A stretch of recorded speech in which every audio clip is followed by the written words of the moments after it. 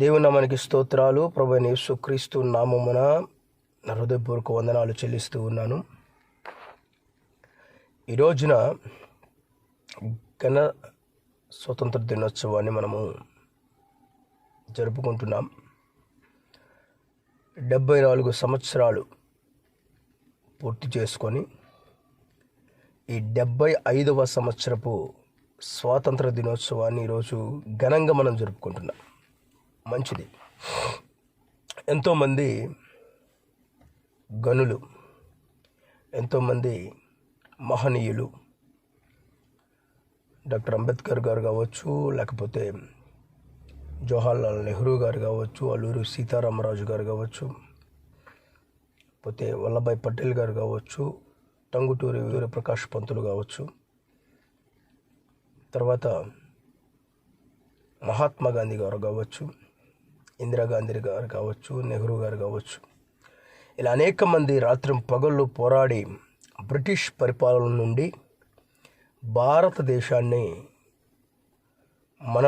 భారతదేశం అంటే మనల్ని స్వతంత్రులుగా చేయడానికి, మన భారతదేశానికి మన హక్కులను మనము వినియోగించుకోవడానికి ఫ్రీడమ్ ఫైటర్స్గా వారందరూ కూడా శ్రమపడి, కష్టపడి, ప్రాణాలకు తెగించి, ప్రాణాలను అర్పించి మన భారతదేశానికి స్వాతంత్రాన్ని తెచ్చారు. మంచిది, చాలా సంతోషం. కానీ నేను కొన్ని విషయాలు చెప్పబోతున్నాను. ఆ విషయాలు ఏంటంటే, కేవలం భారతదేశానికే స్వతంత్రం వచ్చిందా? భారతదేశంలో ఉన్నటువంటి మనుషులకు మానసిక మనోవేదన నుండి స్వతంత్రం వచ్చిందా? ఎందుకన్నానంటే, భారతదేశానికి అయితే బ్రిటిష్ పరిపాలన నుంచి స్వతంత్రం వచ్చింది, కానీ ఈరోజు ధనవంతుడని, పేదవాడని, కటిక పేదవాడని, లేకపోతే మా కులం గొప్పని, మా మతం గొప్పని, మా వర్గం గొప్పని, మా స్థితిగతులు గొప్పవని ఒకరినొకరు ఈ రోజుకి భారతదేశంలో అనుకుంటున్న వారు ఉన్నారు. మంచిదే కాదనట్లా, కానీ నేనంటాను, మనం ఇంకా మన మానసిక స్థితిలో బంధించబడిన వారిగానే ఉన్నాం, స్వతంత్రంలో కాలేదు. మనం ఇంకా మన మానసిక స్థితిలో బంధించబడే ఉన్నాం. మన మానసిక స్థితిలో మనం స్వతంత్రం కాలేదు. శారీరకంగా భారతదేశానికి స్వతంత్రం వచ్చింది. మనం శారీరకంగా మనము అన్ని విషయాలు మన సొంత నిర్ణయాలు తీసుకోవచ్చు. ఎవరి కింద బానిసగా బ్రతకాల్సిన అవసరం లేదు. సొంతంగా ఏ పనైనా చేసుకొని బ్రతకొచ్చు. బట్ అది మంచిదే. కానీ మానసిక స్థితి, దేంట్లో ఇంకా స్వతంత్రం రాలేదు అంటే, మన పాపములో మనకు స్వతంత్రం రాలేదు. మన పాపములో మనం స్వతంత్రంలో కాలేదు ఇంకా. అంటే పాపము చేస్తూ పాపమునకు బానిసత్వంగా బ్రతుకుతున్నాం, బానిసలుగా బ్రతుకుతున్నాం. ఈజీగా చెప్పాలంటే, మన పాపములో కుళ్ళు చేత, కుట్ర చేత, కుతంత్రముల చేత, లేకపోతే అసూయ చేత, అబద్ధాల చేత, అన్యాయము చేత, లేకపోతే ఇంకా అనేక విధములైనటువంటి పాపములలో జారత్వము, పవిత్రత, కామకత్వము, కక్షలు, భేదములు, మద్దతులు, అలరితో కూడిన ఆటపాటలు, వీటన్నిటి చేత మనం ఇంకా బానిసలుగానే బ్రతుకుతున్నాం. ఒకరినొకడు ప్రేమించుకోలేని స్థితి, ఒకరినొకడు క్షమించుకోలేని స్థితి, ఒకరినొకరు అర్థం చేసుకోలేని స్థితి, కుటుంబాల్లో భార్య భర్తలకే సరైన అండర్స్టాండింగ్ లేని స్థితి, కుటుంబాలలో అన్నదమ్ములకి అండర్స్టాండింగ్ లేని స్థితి, ఆస్తుల కోసము కొట్టుకు చస్తున్న స్థితి. అంటే ఇంకా మనము పాపములోనే బంధించబడి ఉన్నాము, స్వతంత్రంలో కాలేదు. మరి స్వతంత్రం కావాలంటే, మన వారైతే భారతదేశానికి స్వాతంత్రం తేవడానికి అనేక మంది పూనుకున్నారు, స్వతంత్రం వచ్చింది శారీరకంగా. కానీ మన మానసిక స్థితి నుండి, మన మనోవేదన నుండి విడుదల చేయడానికి ఎవరు రావాలి, ఎవరు కావాలి అని ఆలోచన చేస్తే, దీని గురించి పరిశుద్ధ గ్రంథంలో నుండి కొన్ని మాటలు నేను మీకు వివరంగా చెప్పాలని ఇష్టపడుతున్నాను, ఆశపడుతున్నాను కూడా. దేవునికి మహిమ కలుగును గాక. వీడియో లెంత్ అయినా పర్వాలేదు, చూడండి. మీ జీవితాల్లో కొన్ని మార్పులు చేర్పులు అనేవి జరుగుతాయని ఇష్టపడుతున్నాను. అవేంటంటే ప్రియ దేవుని పిల్లరా, పరిశుద్ధ గ్రంథంలో 37వ కీర్తన 9వ వచనములో, యెహోవా కొరకు కనిపెట్టు వారందరూ దేశమును స్వతంత్రించుకొందురు. ఎవరైతే యెహోవా కొరకు కనిపెడతారో వారందరి దేశము, అనగా భారతదేశం కాదు, మన మానసిక స్థితి ఈ దేశము. దేవుడు హృదయాన్ని దేశముతోనూ పట్టణముతోనూ ద్రాక్ష తోటతోనూ మంచి విత్తనములు పడినటువంటి పొలముతోనూ పోల్చి ఉన్నాడు.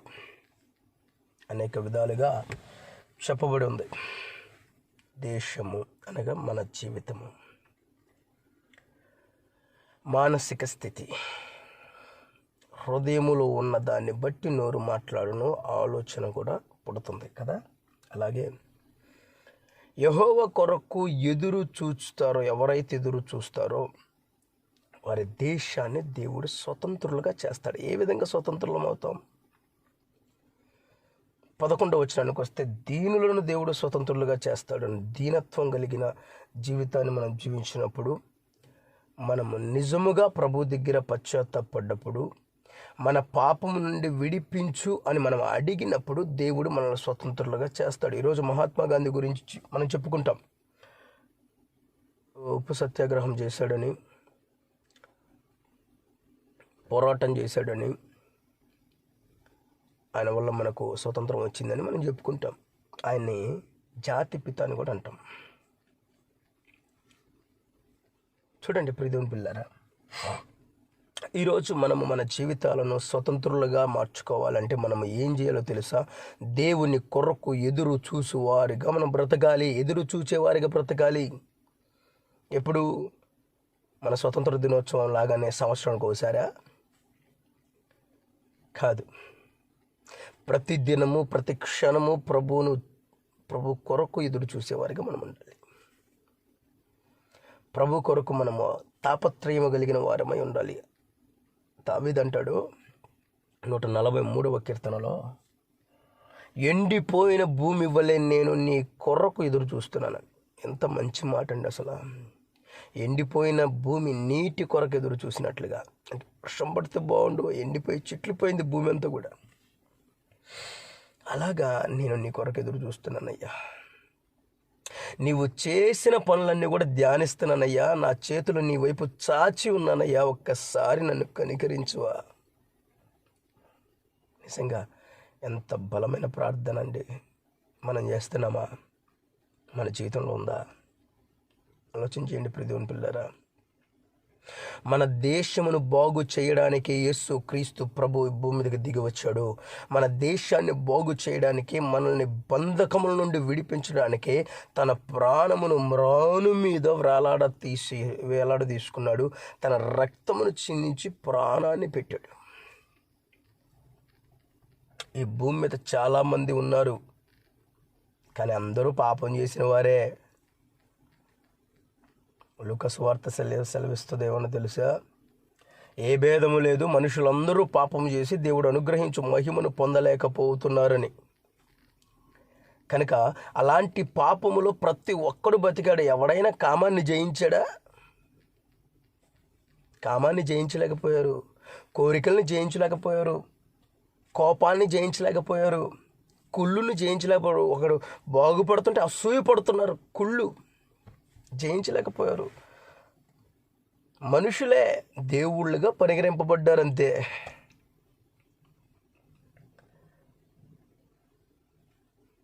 నేనంటాను, కామ క్రోధ మద మత్సరము లేనటువంటి వాడు నజరేయుడని యేసుక్రీస్తు ప్రభు అంటాను. అవన్నిటిని కూడా జయించిన వాడు ఆయనే. అందుకే ఆఖరికి మరణాన్ని కూడా జయించి తిరిగి పునరుద్ధానుడై లేచిన వాడు నజరేయుడైన యేసు. ఆయన అంటాడు ఈ మొదటి యోహాను రాసినటువంటి పత్రికలో మొదటి అధ్యాయంలో 7వ వచనములో, యేసు రక్తము ప్రతి పాపముల నుండి మనల్ని విడిపించును. దేనుండంట? ప్రతి పాపము నుండి. నువ్వు దొంగవైనా, నరహంతకుడువైనా, వ్యభిచారువైనా, భయంకరమైనటువంటి ఆ విగ్రహారాధన స్థితి నీకున్నా, లేకపోతే అనేక విధమైన మానసిక స్థితిలో నువ్వు ఉన్నా, పాపములో కూరుకుపోయి ఆత్మహత్య యత్నము చేస్తున్నా, అప్పుల చేత అలమడిచ్చిపోతున్నా, సమస్యల చేత తల్లడిల్లిపోతున్నా, నీ జీవితము పతనము చేసుకొని నన్ను ఎవడరా మార్చేదని ఎదురు చూస్తూ నీ జీవితాన్ని ఇంకా పతనంలోకి నడిపించుకుంటున్న వ్యక్తివైనా దేవుడు ఈరోజు నీతో మాట్లాడుతున్నాడు. ఈ స్వతంత్ర దినోత్సవం రోజున నీకు ఒక మంచి శుభవార్త ఏంటో తెలుసా? యేసు రక్తము ప్రతి పాపముల నుండి మనల్ని విడిపించింది. యేసు రక్తము ప్రతి పాపముల నుండి మనల్ని విడుదల చేస్తుంది. భయపడాల్సిన పని లేదు. భయపడాల్సిన పని లేనే లేదు. కారణం యేసు రక్తం మనల్ని విడుదల చేస్తుంది, మనల్ని స్వతంత్రులుగా చేస్తుంది. మన జీవితం నుంచి విడుదల, మన పాపపు స్థితి నుంచి విడుదల. దొంగగా బ్రతకాల్సిన పనిలో పరిశుద్ధుడిగా బతికేస్తాం. ఎందుకంటే ఆయన పరిశుద్ధుడు, పరిశుద్ధుడు, పరిశుద్ధుడు. నిత్యము దేవుని దూతల చేత, కోట్లాది కోట్ల దూతల చేత, 24 పెద్దల చేత నిత్యము కొనియాడబడుతున్నటువంటి పరిశుద్ధుడు ఆయన. ప్రపంచానికే ఒక సవాలు విసిరిన వాడండి. ఎవరు కూడా ఛాలెంజ్ చేయలేకపోయారు ప్రపంచానికి, ప్రపంచ ప్రజలకి. ఏంటో తెలుసా? మీలో ఎవడైనను నాలో పాపముందని స్థాపించగలరా? మీలో ఎవడైనను నాలో పాపముందని నిరూపించగలరా అన్నారు. ఆనాటి నుండి ఈనాటి వరకు తల్లడిల్లిపోతున్నారు, తపన పడుతున్నారు. ఆయనలో పాపం ఉందేమని వెతుకుతున్నారు, కానీ ఏ పాపం దొరకట్లా. కారణం ఏంటి తెలుసా? ఆయన పరిశుద్ధుడు. పుట్టుకలో పరిశుద్ధత, పెరగడంలో పరిశుద్ధత, మాటల్లో పరిశుద్ధత, క్రియల్లో పరిశుద్ధత, నడవడికలో పరిశుద్ధత, తర్వాత ఆయన మరణములో పరిశుద్ధత, రక్తములో పరిశుద్ధత, తిరిగి లేచి పునరుద్ధానుడై మానవులందరికీ, యావత్ ప్రపంచానికి పరిశుద్ధతను ప్రచురింప చేసిన వాడు నజరేయుడైన యేసు క్రీస్తు ప్రభువు అని నేను ఖచ్చితంగా చెప్పగలను. ఎందుకంటే సజీవ సాక్షిని. ఆయన నిజమైన దేవుడు, నమ్మదగినవాడు. కనుక ఈ రోజున మీతో ఈ మాటలు పంచుకోవాలని ఇష్టపడుతున్నాను.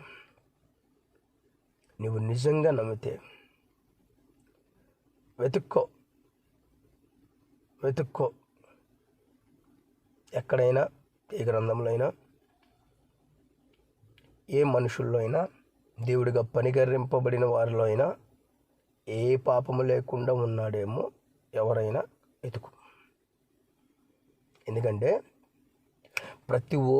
ఎవరో ఒకళ్ళు ఏదో ఒక పాపానికి లోపడ్డారు. స్త్రీల దగ్గర కృంగిపోయారు, పాపానికి లోపడ్డారు. కానీ వ్యభిచారపు సంబంధమైన స్త్రీ వచ్చి ఆయన పాదాలు పట్టుకుంటే అమ్మా అని సంబోధించిన వాడు యేసుప్రభు. అమ్మా, నీ పాపములు క్షమించబడ్డాక ఎన్నడా పాపం చేయమాకమ్మా. అర్థమవుతుందా ప్రియదేవుని పిల్లరా?